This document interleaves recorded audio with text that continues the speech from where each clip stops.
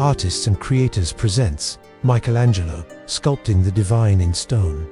Imagine a boy, born in a small Tuscan town in 1475, who would one day be called Il Divino, the Divine One. This is the story of Michelangelo Buonarroti, a man whose hands didn't just carve stone, but breathed life into it. His journey began not with a paintbrush, but with a hammer and chisel. Young Michelangelo was sent to live with a stonecutter's family in Setzignano. He later said he drank in the love for sculpting with his wet nurse's milk, though his father initially disapproved, seeing art as beneath their family's station. Michelangelo's passion was undeniable. By 13, he was an apprentice in Florence, the vibrant heart of the Renaissance, in the workshop of the painter Ghirlandaio.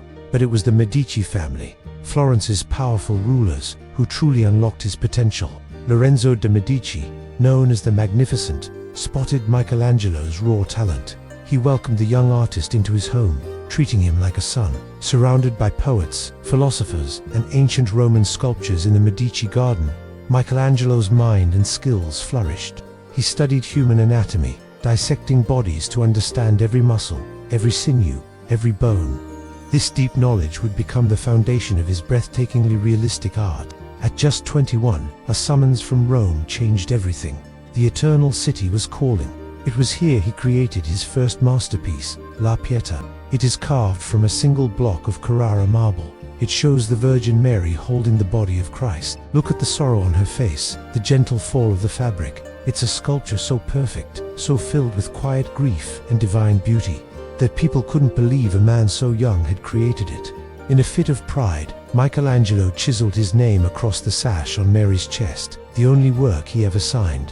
When he returned to Florence, he was a celebrated master. The city leaders had a challenge for him, a colossal block of marble, abandoned by other artists, nicknamed the Giant. For 2 years, Michelangelo worked in seclusion. From that flawed stone, he carved a symbol of Florentine freedom and strength, the David, standing over 17 feet tall. David is not shown after the battle with Goliath, but before. He is tense, watchful, his brow furrowed in concentration. It's a psychological portrait in stone, a testament to human courage and potential. The statue was so magnificent, it was placed in the city's main square, a guardian for all to see. But Michelangelo's greatest test was yet to come.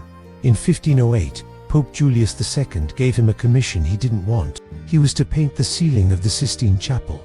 "I am a sculptor, not a painter," Michelangelo protested. The Pope insisted. So, for 4 agonizing years, Michelangelo lay on his back on high scaffolding, paint dripping into his eyes. Alone, he covered over 5,000 square feet of ceiling with more than 300 figures. He painted the story of Genesis, from the creation of the world to the fall of man. At the very center is the most iconic image in all of Western art, the creation of Adam. The fingers of God and Adam, almost touching, crackle with the spark of life. It was a superhuman feat that pushed him to the limits of his endurance, but resulted in a timeless masterpiece that still awes millions of visitors today. Years later, a much older and more somber Michelangelo returned to the Sistine Chapel. This time, he painted the entire wall behind the altar with the Last Judgment. It's a powerful, turbulent scene of salvation and damnation, reflecting the anxieties of a changing world and his own deepening faith. His figures are muscular, dynamic, and full of raw emotion, a style that would later be known as mannerism.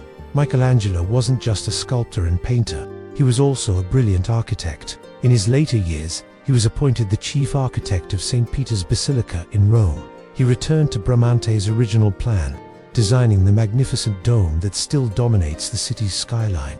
Though it was completed after his death, the dome is his final soaring gift to the world. He was a solitary, often difficult man.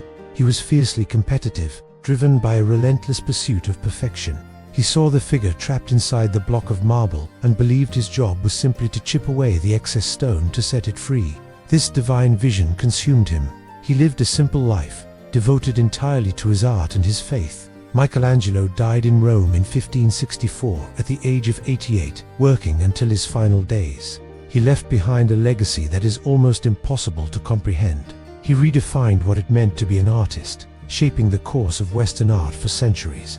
From the delicate grief of the Pietà to the heroic power of David and the cosmic drama of the Sistine Chapel, his work continues to speak to us. reminding us of the divine beauty that can be found in a block of stone and the boundless potential of the human spirit. Thank you so much for watching.